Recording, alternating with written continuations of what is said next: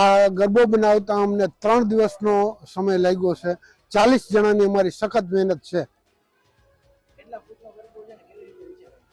આ 11 ફૂટનો ગરબો છે। ગુજરાતમાં મોટામાં મોટો ગરબો।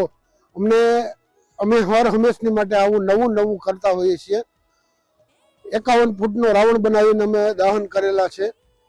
રાવણ દહન અમે દર વર્ષે રાવણ દહન કરીએ છીએ અને આ વર્ષે પણ અમારું રાવણ દહન થવાનું જ છે।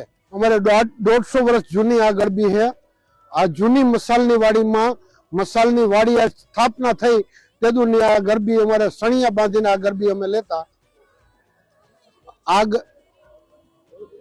આ ગરબો વૈદિક ધર્મ મુજબ 27 છિદ્ર 11 ફૂટ અને જે માતાજીએ જે ગરબો રમ્યા એવો જ અમે આ ગરબો બનાવેલ છે। અને આ આખો ગરબો અમે સ્ટ્રક્ચરમાં માટી પીઓપી લોખંડ જેવી વસ્તુ જે ઉપયોગમાં લેવાતી હોય તે મેં લઈ અને આ ગરબા